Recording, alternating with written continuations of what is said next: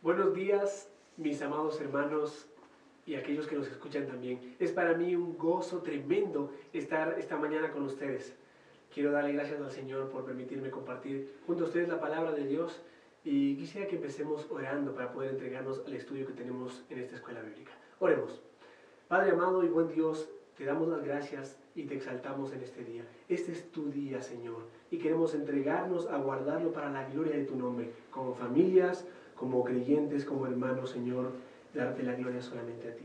Permítenos, Señor, y danos la gracia, danos el entendimiento para poder estudiar tu palabra hoy. Gracias por permitirnos seguir avanzando sobre el conocimiento de Dios en la confesión. Te alabamos hoy y te damos las gracias en Cristo Jesús. Amén y amén. Muy bien, amados hermanos, ustedes notaron que la semana pasada tuvimos interferencias técnicas, ¿verdad?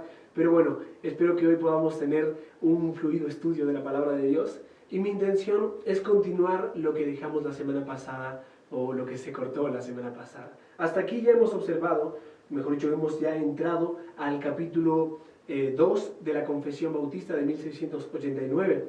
Y esto es de Dios y de la Santa Trinidad. En base a eso, permíteme leerte el párrafo que estamos observando y el que vamos a ver hoy. Dice así: el Señor nuestro Dios es un Dios único, vivo y verdadero, cuya substancia está en Él mismo y de Él mismo, infinito en su ser, perfecto, cuya esencia no puede ser comprendida por nadie sino por Él mismo. Es espíritu purísimo, invisible, sin cuerpo, miembros o pasiones, el único que tiene inmortalidad y que habita en luz inaccesible. Es inmutable, inmenso, eterno, inescrutable, todopoderoso, infinito en todos los sentidos. Santísimo, sapientísimo, libérrimo, absoluto, que hace todas las cosas según el consejo de su inmutable y justísima voluntad, para su propia gloria. Es amantísimo, benigno, misericordioso, longánimo, abundante en bondad y verdad, perdonador de la iniquidad y la transgresión y el pecado, galardonador de los que le buscan con diligencia y sobre todo justísimo y terrible en sus juicios, que odia todo pecado y que de ninguna manera dará por inocente al culpable. Bueno, vamos a desarrollar lo que queda de este párrafo y también el párrafo 2 que lo vamos a ir leyendo de a poquito. Sin embargo, hasta aquí ya hemos observado dentro del párrafo 1 los atributos de Dios, que son la singularidad, la independencia, la incomprensibilidad de Dios. Y bueno, hoy nos entregamos a avanzar a partir de la espiritualidad de Dios. Si quieres observar los atributos que ya he mencionado, puedes revisar el video anterior, pero hoy vamos a continuar con estos atributos que tenemos en nuestras manos. La espiritualidad de Dios. Así que, estando en este párrafo 1 de la Confesión de 1689, hablemos de ese tema, la espiritualidad de Dios. ¿Sabes? La confesión dice así: es de espíritu purísimo, invisible, sin cuerpo, miembros o pasiones, el único que tiene inmortalidad y que habita en luz inaccesible. Y hay muchos textos aquí para poder nosotros encontrar y observar estas verdades. Mira, Juan capítulo 4, verso 24. Acerquémonos a ese texto. Juan capítulo 4, verso 24. Dice así: Dios es espíritu y los que le adoran en espíritu y en verdad deben adorarlo, ¿verdad? Él debe ser adorado en espíritu y en verdad. Bueno, luego encontramos más atributos en la Biblia. 1 Timoteo capítulo 1, verso 17 nos muestra que Él es eterno. Mira lo que dice el texto. Primera carta del apóstol Pablo a Timoteo en el capítulo 1, el verso 17 dice de esta manera: por tanto, al Rey eterno, inmortal, invisible, único Dios, a Él sea honor, gloria por los siglos de los siglos. Amén. Tenemos varios textos para mencionar. ¿Sabes? Cuando dice espíritu purísimo, invisible, sin cuerpo, estas declaraciones manifiestan que Dios no es material en ningún sentido. No es un ser material en ningún sentido. Mira, Isaías 40:25 pregunta: ¿a qué pues me haréis semejantes? ¿O a qué me compararéis? Dice el Santo. Cuando dice miembros o pasiones, la confesión muestra una doctrina maravillosa llamada la simplicidad de Dios. Yo sé que es una palabra compleja, ¿no? Pero miembros quiere decir que Dios no está constituido de muchas cosas. No es un ser compuesto.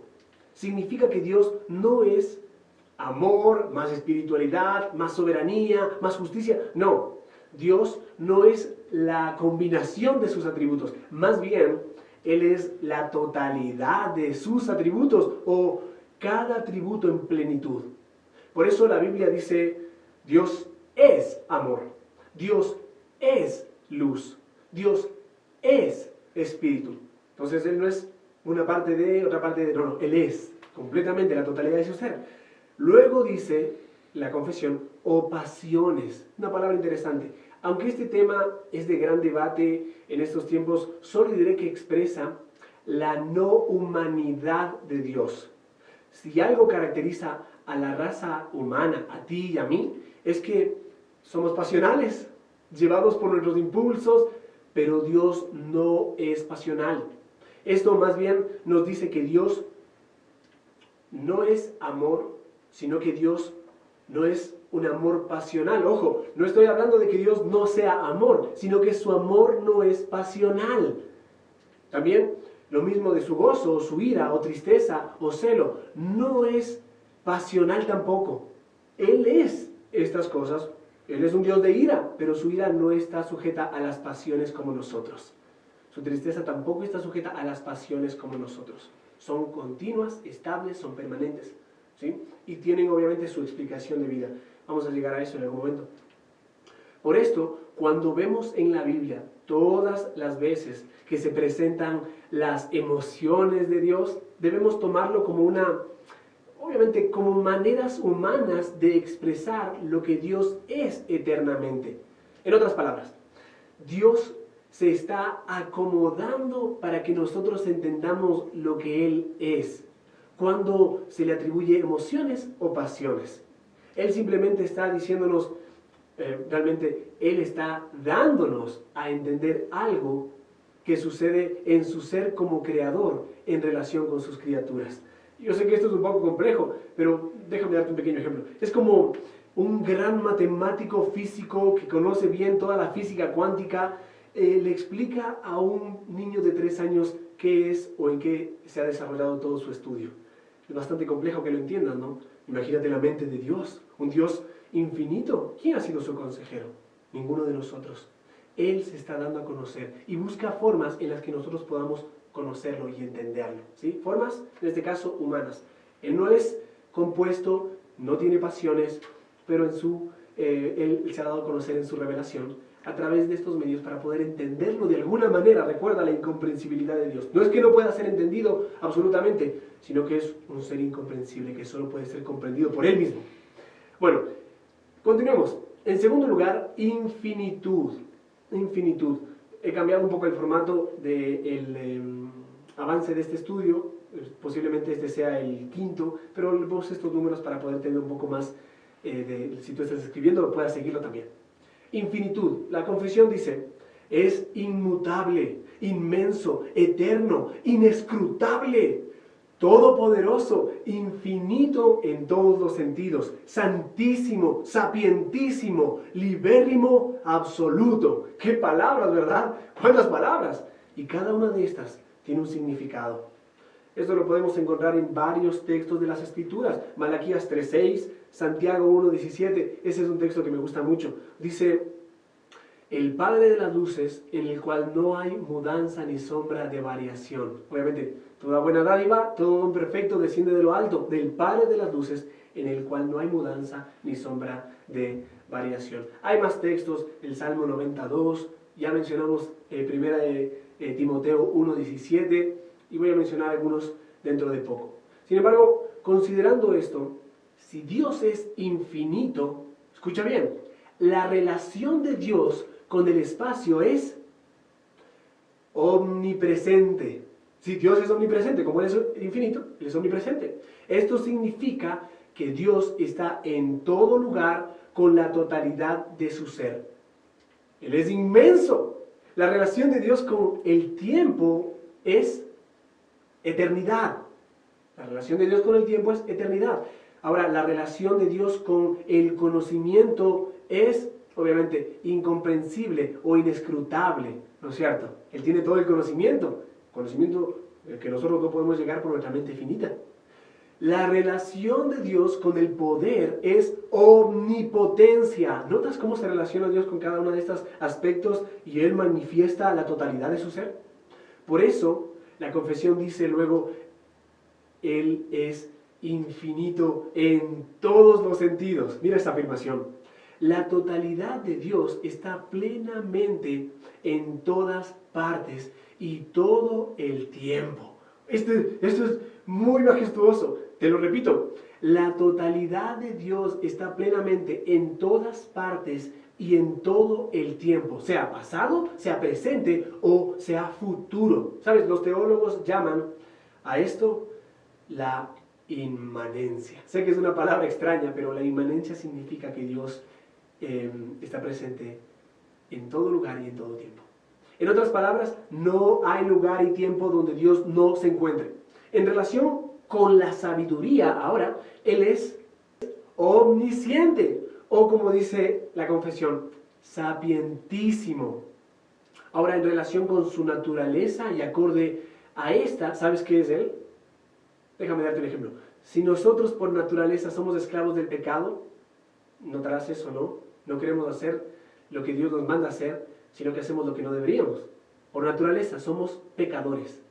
Ahora, en relación Dios con su naturaleza, y acorde a esta Él es libérrimo. Una palabra para referirse a la libertad de Dios. Dios es totalmente libre. Solo a Él se le puede atribuir el libre albedrío totalmente.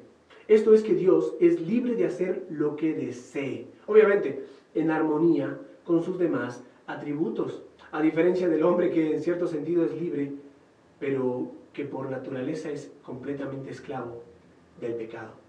Dios es totalmente libre, no sujeto a nada, y absoluto significa, la palabra absoluto en la confesión significa que Él es la causa última de todo lo existente. Él es absoluto. Bueno, vamos en tercer lugar. En tercer lugar, soberanía.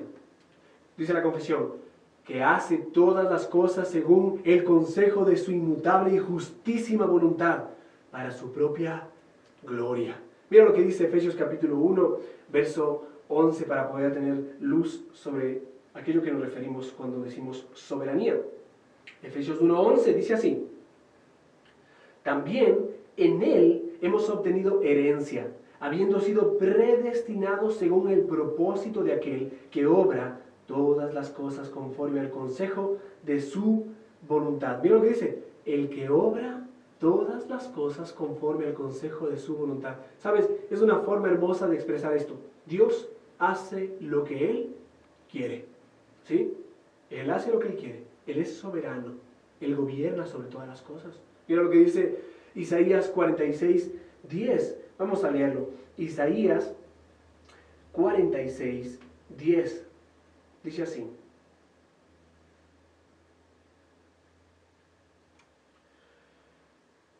que declaro el fin desde el principio y desde la antigüedad lo que no ha sido hecho. Mira lo que hace Dios. Él declara el fin desde el principio. ¿Quién establece cada día?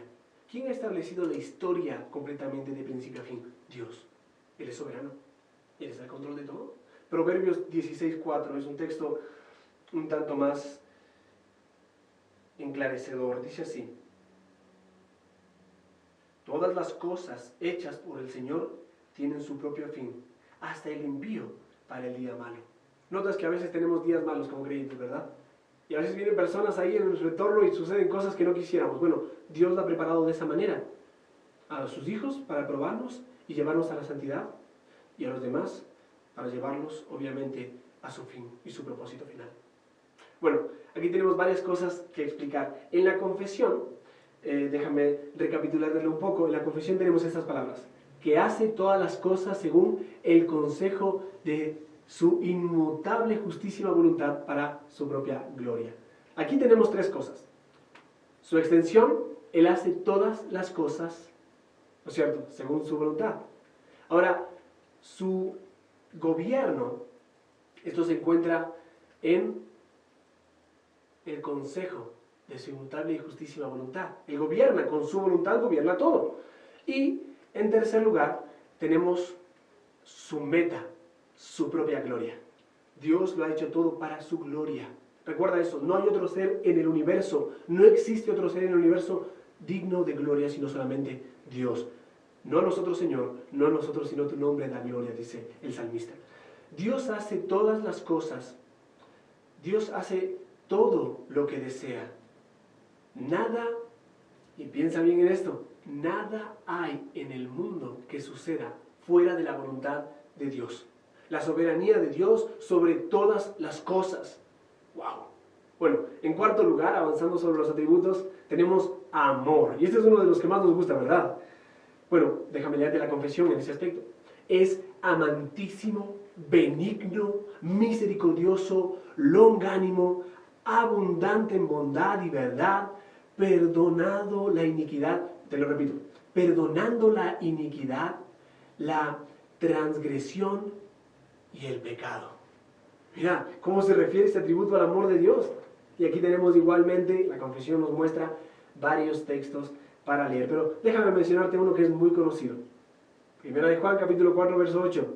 Dios es amor. Y bueno, la Biblia manifiesta en todas partes, Él es un Dios misericordioso, un Dios compasivo, un Dios perdonador, un Dios bondadoso. Bueno, todo esto se resume en su amor. Amantísimo y benigno, dice la confesión, para con todas las criaturas. ¿Sabes qué significa eso? Misericordioso para las criaturas caídas. Luego dice, longánimo, paciente, soportando y aguardando su justicia, significa longánimo. ¿Para quién? Para los pecadores. Abundante en bondad y verdad. ¿Cómo?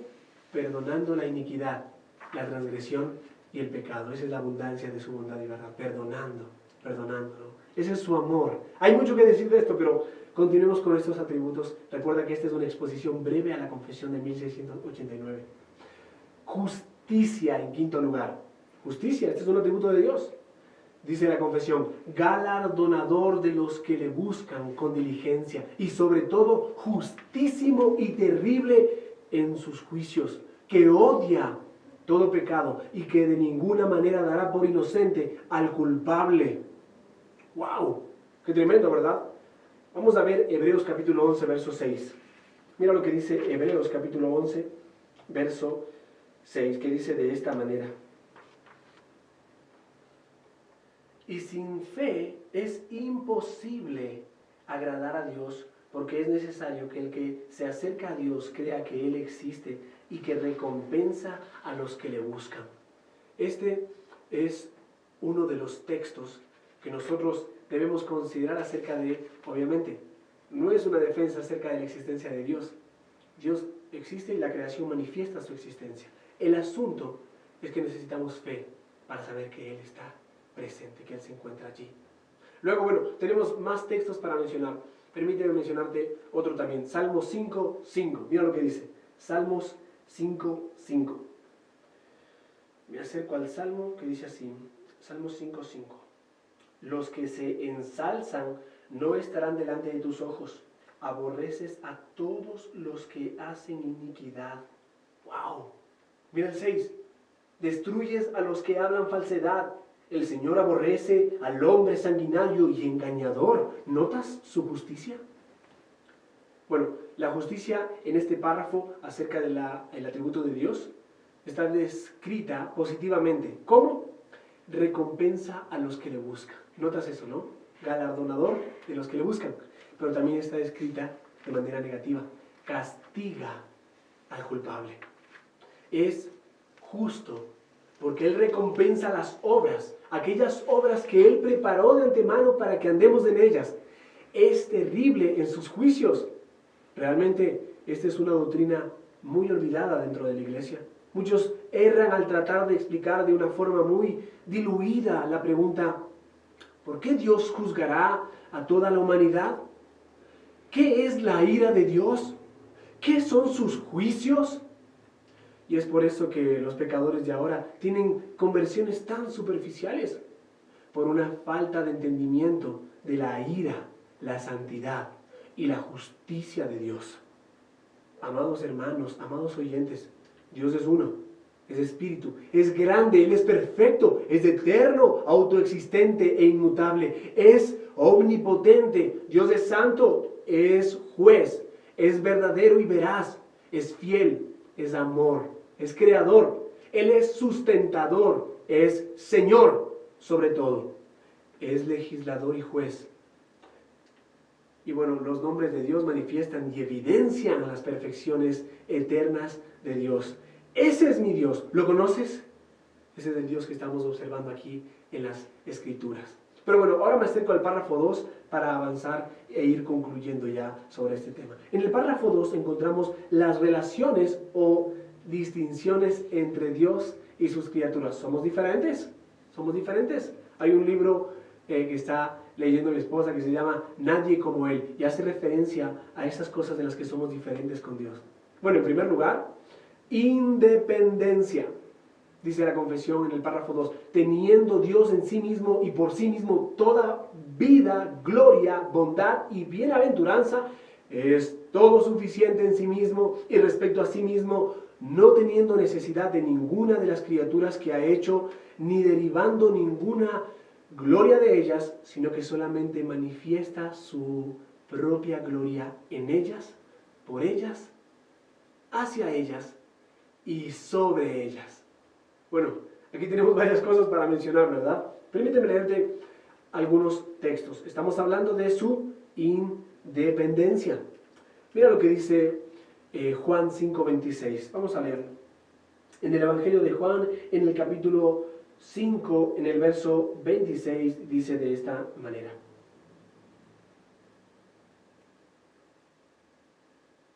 Porque como el Padre tiene vida en Él mismo, así también le dio al Hijo tener vida en Él mismo. En otras palabras, independencia, ¿no es cierto? Mira Hechos capítulo 7, verso 2. Hechos 7, 2. Dice de esta manera también. Esteban respondió, escúchenme, hermanos y padres. El Dios de gloria apareció a nuestro padre Abraham cuando estaba en Mesopotamia, antes que habitara en Harán, y le dijo, sal de tu tierra y de tu familia y ve a la tierra que yo te mostraré. Sabes, aún en este texto nosotros encontramos que Dios es independiente y nosotros somos dependientes. Él creó la tierra, Él creó todo donde nosotros habitamos y ahora Él le llama aquí a Abraham, sal de tu tierra y de tu parentela. Eso dice el texto. Bueno, tenemos más textos, ¿no? Déjame leerte uno más. El Salmo 148, 13. Vamos a leerlo. Salmo 148, 13. Dice así. Alaben ellos el nombre del Señor, porque solo su nombre es exaltado. Su gloria es sobre tierra y cielos. Él ha exaltado el poder de su pueblo. Alabanza para todos sus santos, para los israelitas, pueblo a Él cercano. Aleluya. Pero mira lo que dice el 13. Alaben a ellos el nombre del Señor. Alaben ellos, dice, porque solo su nombre es exaltado. Solo su nombre es exaltado. Él es independiente. Nada más debe llevarse gloria. Solamente el nombre de nuestro Dios. ¿Sabes? Dios es independiente de sus criaturas. Él no creó todo para obtener gloria. Ten en mente eso. Él crea todo y despliega su gloria en su creación. Pero no lo hace para tener mayor gloria, ojo. No toma bendición o gozo por parte de su creación porque Él realmente no lo necesita. Él es independiente. Mira Job, capítulo 22. Déjame leerte algunos textos allí. Mira lo que dice Job, capítulo 22, el 2. ¿Traerá el hombre provecho a Dios? Aún en la sabiduría pasajera de los amigos de Job, ellos mencionan esto y me llama la atención cómo lo plantean. ¿Traerá el hombre provecho a Dios? Al contrario, dice el texto, para sí mismo es provechoso el hombre sabio. Dice el verso 3, ¿tiene contentamiento el omnipotente en que tú seas justificado? ¿O provecho de que tú hagas perfectos tus caminos? ¡Wow! Solamente manifiesta su propia gloria en ellas, por ellas, hacia ellas y sobre ellas. Eso es lo que hace Dios. No nos creó porque nos necesitaba, nos creó para su gloria. Pero Él no toma provecho de esto, sino que despliega su gloria en su creación. Nosotros lo necesitamos a Él tremenda y profundamente. Ambos. Si el hombre se ama a sí mismo y todo lo que hace lo hace para sí mismo y su gloria, es un completo egoísta. Ten en mente eso, Pero Dios hace todo para su propia gloria y se ama a sí mismo, es perfecto en lo que hace y no puede hacer otra cosa. Y eso no significa egoísmo. Él es el único digno de gloria, de toda alabanza. Él es el único digno de amarse a sí mismo, porque Él es el único digno de toda gloria, como lo dice 1 Timoteo 1:17. Por tanto, el Rey eterno, inmortal, invisible, único Dios, a Él sea honor y gloria por los siglos de los siglos. Amén. ¿Esto es egoísmo? No. El hecho de que Dios quiera revelar su gloria para que lo adoremos mejor, no lo es. Dios no nos dio un gran carro, una linda casa. Él se dio a sí mismo para que lo adoremos mejor. Y eso no es ser egoísta, ¿notas eso? Dios se entregó a sí mismo. Esto es maravilloso. Bueno, avanzando, cuando hablamos de la relación de Dios con sus criaturas, también está el asunto, en segundo lugar, de dominio. Él es la única fuente, dice la confesión, de todo ser, de quién y por quién y para quién son todas las cosas, teniendo sobre todas las criaturas el más soberano dominio para hacer mediante ellas, para ellas y sobre ellas todo lo que le agrade. Eso significa dominio. Mira lo que dice Apocalipsis 4:11. Vamos a leerlo. Dice así, Apocalipsis capítulo 4, verso 11. Dice de esta manera: digno eres, Señor y Dios nuestro, de recibir la gloria y el honor y el poder, porque tú creaste todas las cosas y por tu voluntad existen y fueron creadas. Él tiene dominio. Él tiene dominio sobre todas las criaturas y todas las cosas. Otro texto, primera de Timoteo 6:15, dice así: la cual manifestará a su debido tiempo el bienaventurado y único soberano, el Rey de reyes y Señor de señores. ¿Sabes? Estas palabras, Rey de reyes y Señor de señores, manifiestan la soberanía de Dios, manifiestan el dominio de Dios sobre todas las cosas, evidencian esa verdad. Bueno, hay más textos, recuerda que la confesión siempre abunda en textos, pero estas verdades son las que se encuentran de manera claramente explicadas en las Escrituras. Esta es, cuando hablamos de dominio, es la relación entre las criaturas y el Creador, que el Creador tiene absoluto dominio sobre sus criaturas. A Él le pertenecen todas las criaturas y puede hacer mediante ellas, para ellas y por ellas todo lo que le agrade. Esto es tener una concepción más alta de Dios, ¿verdad? Una concepción bíblica de Dios. Por eso Pablo decía en Romanos capítulo 9, verso 20, mas antes, oh hombre, ¿quién eres tú para que alterques con Dios? Dirá el vaso de barro al que lo formó, ¿por qué me has hecho así? Es interesante, ¿no? Estas preguntas que nos hacemos. A veces altercamos con Él, pero diremos a aquel que nos creó, ¿por qué nos hizo así? Él nos hizo con un propósito. Ahora debemos buscar en el Evangelio el propósito por el cual nos hizo. No en este mundo, no en nuestros deseos, no en nuestras pasiones, sino en el Evangelio. En tercer lugar, en la confesión tenemos conocimiento. La relación de Dios con sus criaturas en este tema en cuestión de conocimiento. Dice la confesión: todas las cosas están desnudas y abiertas a sus ojos. Este es un texto bíblico, ¿verdad? Lo menciona la confesión. Su conocimiento es infinito, infalible e independiente de la criatura, de modo que para Él no hay ninguna cosa contingente o incierta. Él lo conoce todo. Esto es aterrador.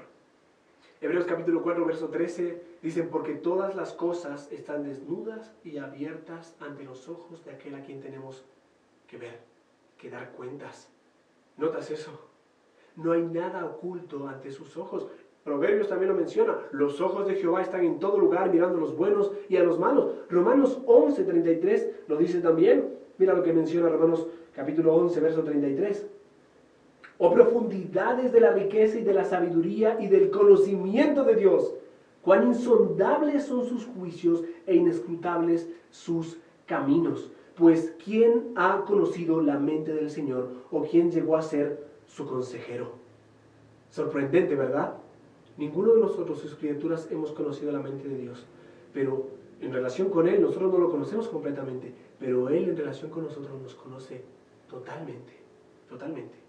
Cada acción, cada pensamiento, cada intención, cada palabra, Él nos conoce completamente. Y esto obviamente genera temor y terror en nosotros, pero si estás en Cristo, es una bendición, porque te lleva a vivir en santidad frente a su rostro, frente al rostro de Dios, como decían los puritanos, coram Deo, ante el rostro de Dios es que debemos vivir.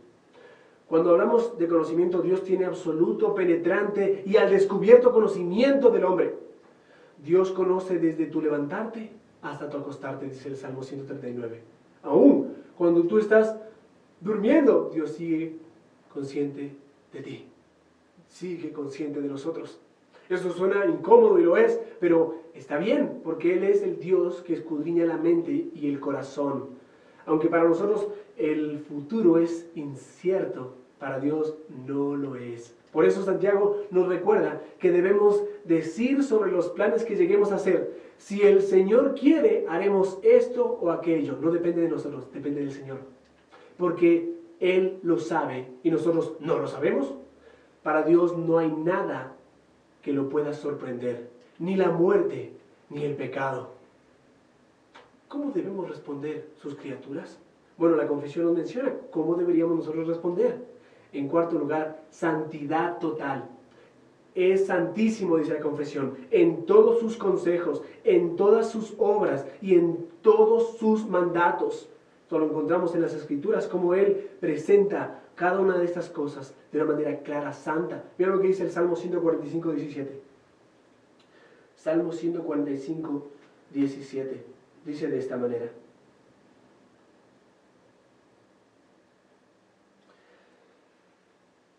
Justo es el Señor en todos sus caminos y bondadoso en todos sus hechos.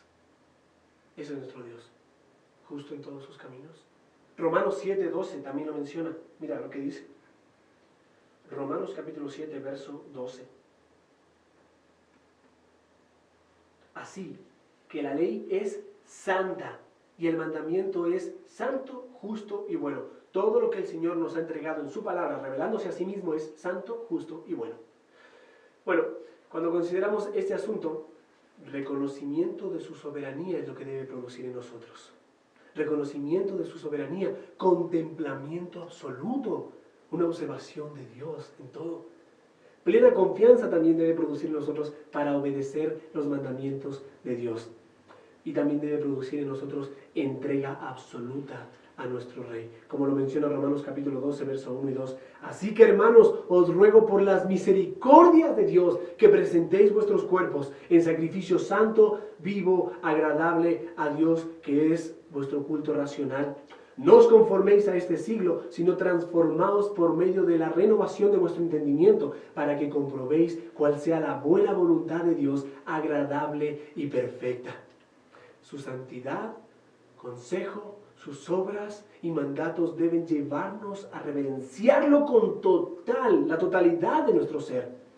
Debemos decir, lo que tú pidas, oh Rey. Eso es lo que debemos decir nosotros. Tarde o temprano todos vamos a decirlo. Eclesiastés 12:1 dice, acuérdate de tu Creador en los días de tu juventud, antes que vengan los días malos y lleguen años en los cuales digas, no tengo en ellos contentamiento. Todos somos posesión de Dios. Implica una total redención. Te lo repito, todos somos posesión de Dios. Y esto implica una total rendición a su voluntad. Eso es bueno, eso es agradable y eso es perfecto. Bueno, en quinto lugar, Dios tiene derecho absoluto. Dice la confesión, a Él se le debe por parte de los ángeles y de los hombres, toda adoración, todo servicio u obediencia que como criaturas deben al Creador y cualquier cosa adicional que a Él le placiera demandar de ellos. ¿Qué palabras? Mira lo que dice Apocalipsis 5, 12 al 14. Mira lo que dice Apocalipsis 5, 12 al 14. Vamos allí. Apocalipsis 5. Que decían a gran voz: el Creador que fue inmolado es digno de recibir el poder, las riquezas, la sabiduría, la fortaleza, el honor, la gloria y la alabanza. Y oí decir a toda cosa creada que está en el cielo, sobre la tierra, debajo de la tierra y en el mar, y a todas las cosas que en ellos hay. ¿Qué escuchó decir Juan aquí? Al que está sentado en el trono y al Cordero sea la alabanza, el honor, la gloria y el dominio por los siglos de los siglos. Los cuatro seres vivientes decían amén. Y los ancianos se postraron y adoraron. ¡Wow! Nosotros deberíamos decir: tuya es la palabra y nuestra la obediencia. Mira lo que dice ese texto. Eso es lo que manifiesta. Ordena lo que quieras y danos lo que ordenas, decía un hombre en la historia. Amados, Él es el Señor. Y nuestro corazón debe producirse, en ese corazón se debe producir profunda adoración al Señor. Primero debemos tener un temor reverente para saber quién es Dios, considerar sus atributos. Y dime si no te produce eso temor. Lo que hemos estudiado hoy, la semana pasada, eso debe producir temor en nosotros. Conocer a un Dios tan santo, justo, verdadero. Estamos frente a aquel que todo lo ve y que no pasará por inocente al culpable. Un temor reverente, santo, un reconocimiento profundo de quién es Él. Enséñame esto. Debemos decirle al Señor: enséñame quién eres tú. Y debemos nosotros también guiarlo y llevarlo a casa. Enseñemos esto en casa, amados. A reverenciar a Dios en todas las cosas, a tener profundo respeto por Él, que nuestros hijos lo vean en nosotros. Un profundo respeto por el Señor. Después de esto deberíamos estar asustados si no nos arrepentimos de nuestros pecados y si somos tentados a que este temor nos libre de caer. ¡Wow! Dios es santo. Solo en Cristo hay esperanza. Este temor no es un terror a Él. Terror debería darnos saber que su ira puede condenarnos. Pero este temor es un temor reverente, sabiendo de que Cristo nos ha salvado por las bondades de Dios, por la gracia de Dios a través de la muerte y resurrección en la cruz del Calvario. Dios es santo. Bueno, segundo, debemos tener un tremendo y abundante sentimiento de consuelo. Porque este Dios omnipotente obra para el bien de sus criaturas. Romanos 8:28. Todas las cosas obran para el bien de sus criaturas porque hay un propósito por el cual Dios nos ha llamado, ¿no? Y si obra para nuestro bien, obra para su gloria entonces. Recuerda que Dios lo hace todo para su gloria. Que el Señor sea glorificado. Cuanto más lo adoramos, cuanto más lo tememos y cuanto más lo obedecemos por la gracia que nos ha sido dada en el Evangelio. Que el Señor te bendiga. Vamos a orar y terminamos. Padre, te alabamos en esta mañana por tu bendición hoy, por darnos la alegría y el gozo de acercarnos a tu palabra, conocerte más. Gracias, Padre. No es suficiente, no vamos a alcanzar a conocerte completamente en este mundo, pero gracias porque ahora te revelas a nosotros de una manera más clara a través de tu palabra y lo disfrutamos y te agradecemos y queremos vivir para tu gloria. En el nombre de Cristo Jesús. Amén y amén.